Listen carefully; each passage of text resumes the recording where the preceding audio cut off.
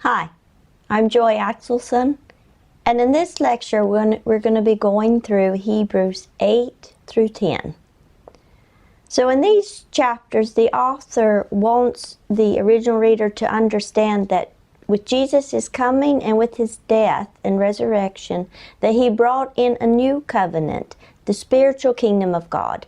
The old system, the old covenant, the old sacrifices were just a physical type or shadow of the spiritual, the eternal kingdom of God. And the author says that the original reader should have been mature enough to understand this. And once they do understand this through this letter or book to them, he's like, why would they want to return to the old system? They have such great hope in what Jesus did for them on the cross and as their high priest, that they should stand firm and hold fast to their salvation. And he repeatedly says this. We're just going to briefly look at chapter 8. It's a picture of Jesus' better ministry and covenant. The author shows Jesus as ministering as a priest in the heavenly kingdom of God, and he's the mediator of the new covenant. In verses 1 through 5, it talks about Jesus' new ministry versus the old Levitical ministry, that Jesus is a high priest in heaven in the very presence of God. It's a very heavenly sanctuary in God's presence, whereas the old system, it was just a tabernacle, was just a type or shadow, and it was temporary.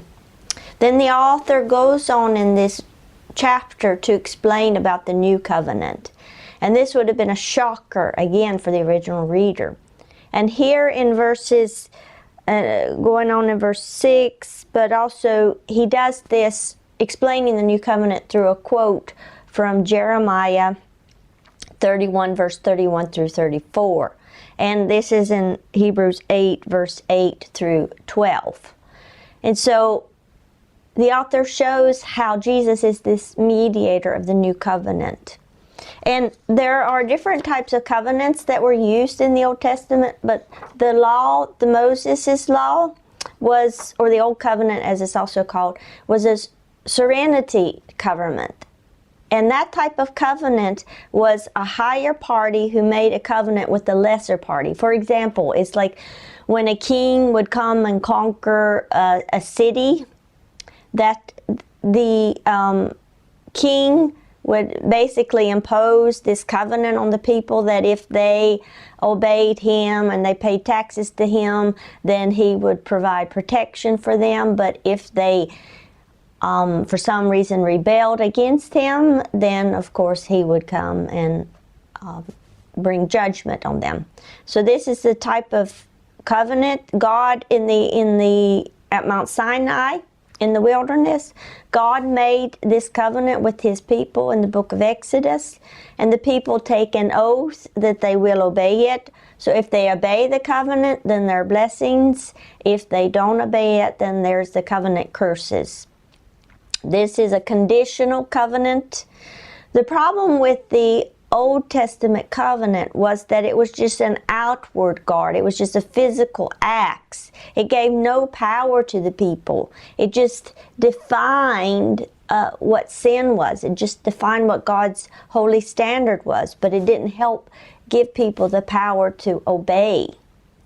And then we have the new covenant, which the prophets talked about. And that's where we see Jeremiah was talking about the new covenant. And it's a promissory covenant, which means that it's just legally binding from one side.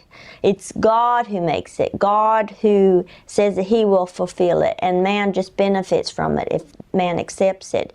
God in these covenants, as we see, is this quote in Jeremiah that God says, I will do this, I will do that. So the promise is binding no matter what the recipient of the covenant does.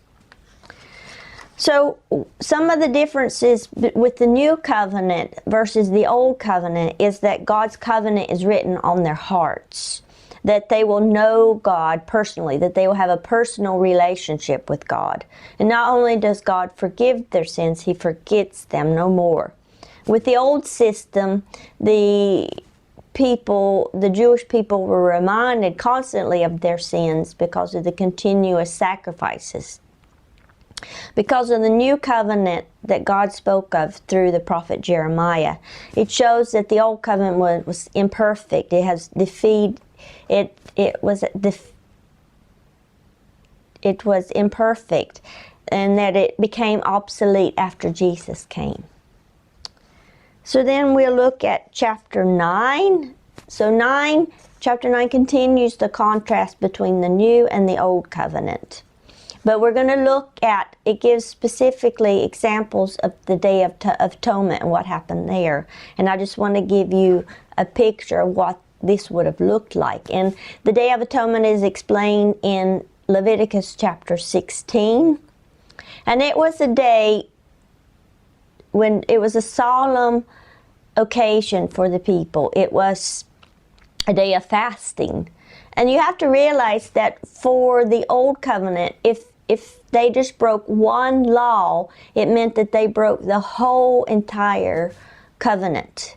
So it was basically either you were perfect or you were sinful. And of course, no one was perfect. Everybody sinned. So just through breaking one law, through one sin, God saw it as in breaking the whole covenant. So, but they had hope on this Day of Atonement. So it was a day of fasting, a day of Sabbath rest. So the high priest, he purified himself. He had to wear his proper priestly clothes. He would make offerings for himself and for the people. And then this is the one day of the year that he would go into the Holy of Holies. And he had to take blood in and sprinkle it 7 times on the mercy seat. He would have bells on his clothes and a rope wrapped around his legs, so in case for some reason he died, that they could pull him out, because nobody, not just anybody, could go into the Holy of Holies. And you could imagine the people, and they're anticipating, waiting to see if God would accept their sacrifices. Near the end of the day, they would bring 2 goats to the priest. And the priest would take one of the goats and he would lay his hand on the head as a symbol of transferring all the sins of the people on that goat. And then they would kill it and it would be sacrificed. Then the other goat, he would also lay his hands on. And then they would take that goat and release it out into the wilderness as a picture to show that the sins of the people are taken away. It was called the scapegoat. So for this one day, the people were 100% clean of all of their sins, especially their forgotten sins, sins that hadn't been covered during that year. The problem was, though, the next day, the cycle of sin started over and over again. So this is the background of chapter 9.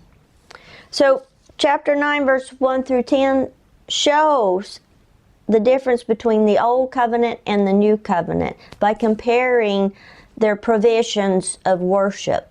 And there were 2 main problems with the old covenant.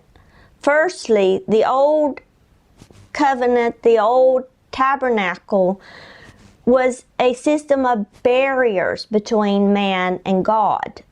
And how that was that it restricted access to God, because only the high priest could enter one day every year into the Holy of Holies. And so it kept people being freely able to approach the presence of God. So it was a barrier to the presence of God.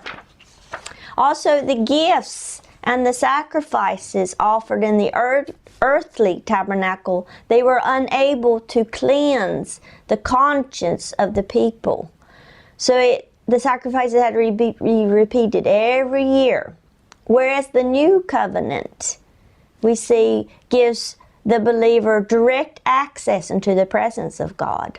It no longer needs to be done through, because of Jesus's one sacrifice, and he's the high priest. He made the way where believers can have direct access into the presence of God. And also, the new covenant offers permanent cleansing of the heart, the ability to overcome sin. There's the forgiveness of sin. And so this shows the imperfection, the inadequacy of the old system. So going on in verses 11 through 28, the author shows the original reader that Jesus is the adequate sacrifices and that he provides unlimited access to God. So I just want to read chapter 9, verses 11 through 14. But then Christ appeared as the high priest of good things that have come, then through the greater and more perfect tent, not made with hands, that is, not of creation. So this is Jesus entering into heaven, into the presence of God. That he entered once for all in the holy place, not by means of the blood of goats and calves, but by his own blood, thus securing eternal redemption. For if the bloods of goats and bulls and the sprinkling of defiled persons with the ashes of the heifer, sanctification for the purification of the flesh, how much more will the blood of Christ, through the eternal Spirit, offer himself without blemish to God, purify our conscience from dead works to serve the living God. So here we see that the author shows that Jesus, on example of the Day of Atonement, that Jesus at his death, he was the high priest in contrast to the Levitical system, that he went into the real sanctuary of God in heaven, that he offered up himself to secure eternal salvation for believers, so that every barrier to the presence of God is now destroyed, and that he can cleanse the conscience, the heart of his people, that he is both the great high priest and the sacrifice. So going on, let's read, and then it talks about verse 15 where he's the mediator of the new covenant. And let's read verse 16 through 17. For where a will is involved, the death of one who made it must be established, for the will to take effect only at death, since it is not enforced as long as the one who made it is alive. So here the Greek word for will and covenant are the same. And so the reasons of Jesus' death was so that he could bring his people the eternal inheritance of salvation. And then on in verse 18 through 21 is a picture, or it talks about the inauguration, which means to ratify or to renew. And this is a picture when Moses ratified the old covenant in Exodus 24, 3 through 8, by the sprinkling of blood as a sacrifice. And so in the Old Testament, all of the covenants were ratified by blood.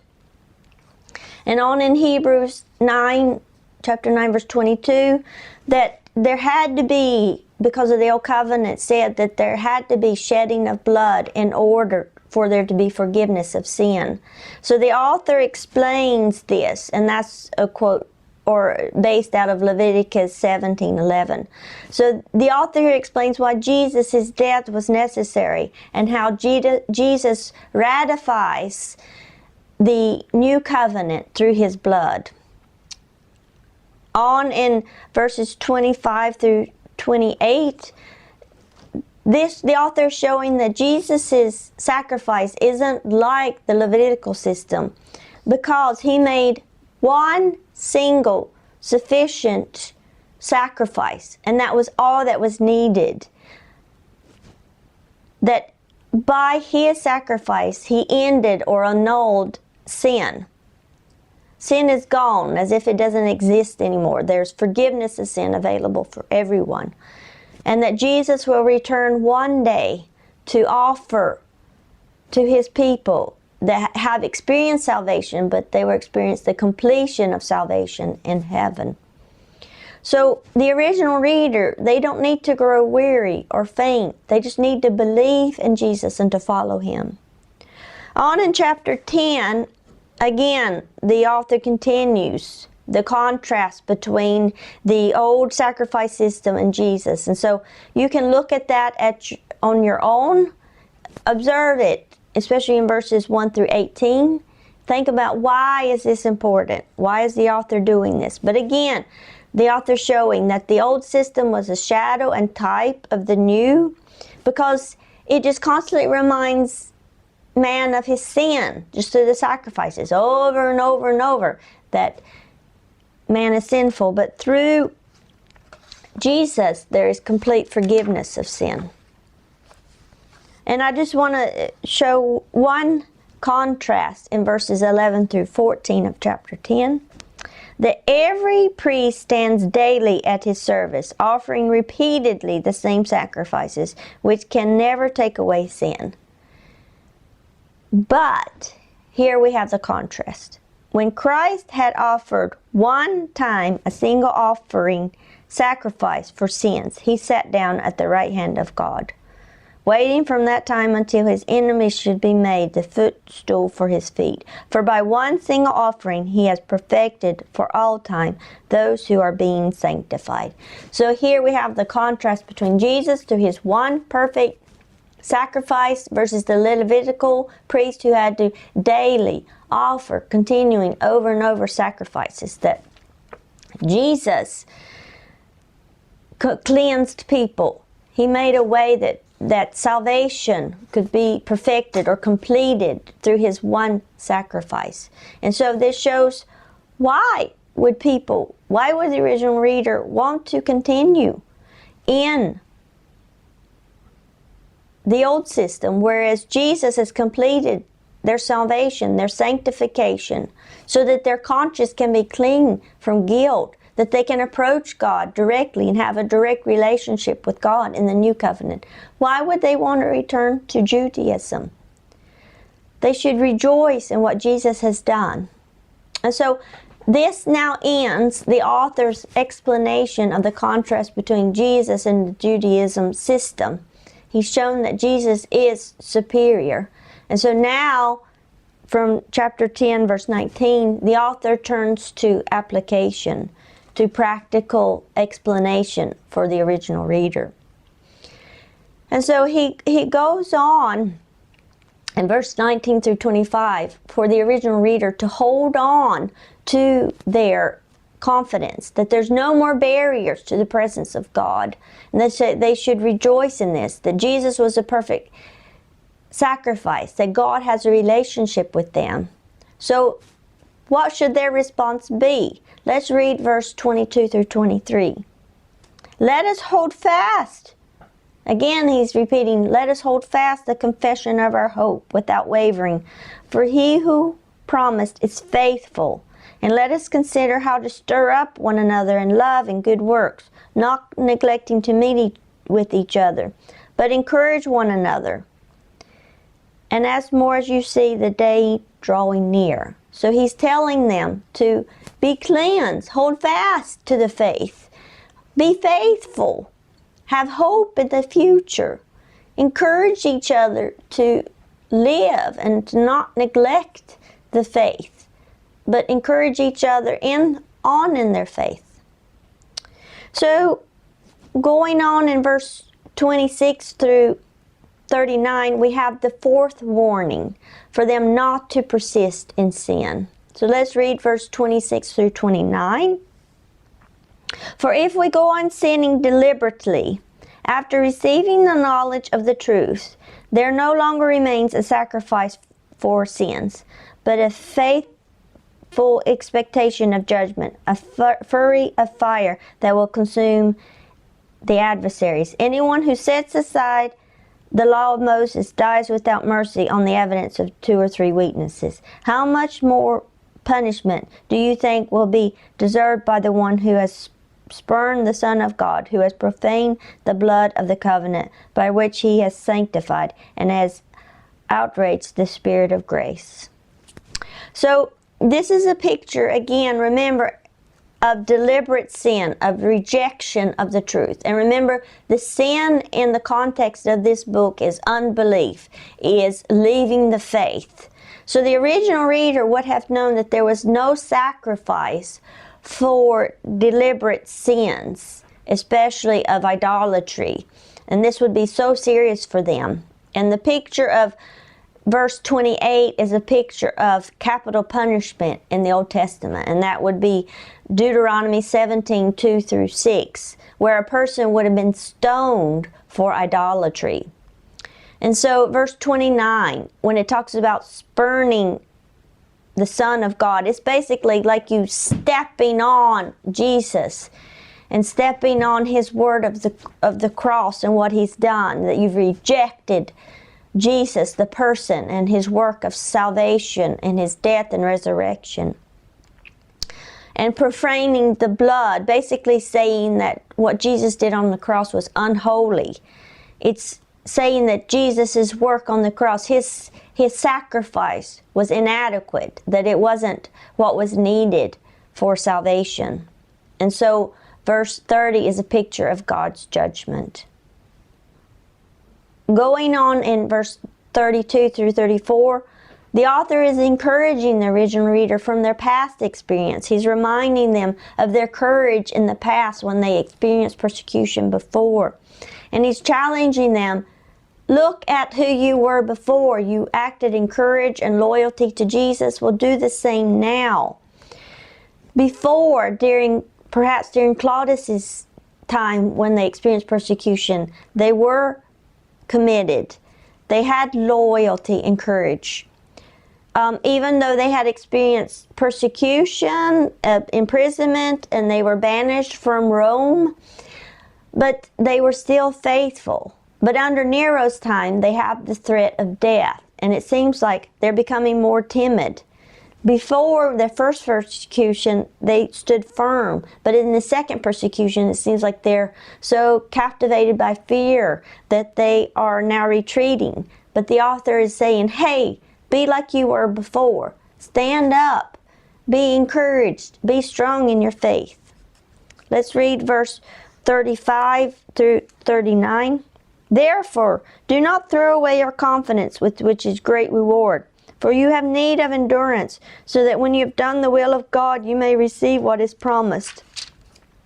For yet a little while, the coming one will come and will not delay. But my righteous one shall live by faith, and if he shrinks back, my soul has no pleasure in him. But we are not of those who shrink back and are destroyed, but of those who have faith and preserve their soul. So here the author is appealing to the original reader that they need to focus on the future promise of eternity with Jesus when He comes back, but not to shrink back into Judaism, that they're not to throw away their confidence. Like the picture there is if I take my wedding rings and I just throw them in the trash. It's kind of like I'm dishonoring my marriage, that I'm throwing away my relationship with my husband. And this is what the original reader are doing or considering, throwing away their faith of their relationship with Jesus. And so the author says, have courage. Be faithful to your commitment to Jesus. Even in this hostile Rome, and even though you're experiencing persecution and the threat of death. But know that you have direct access to God. You have a pure conscience.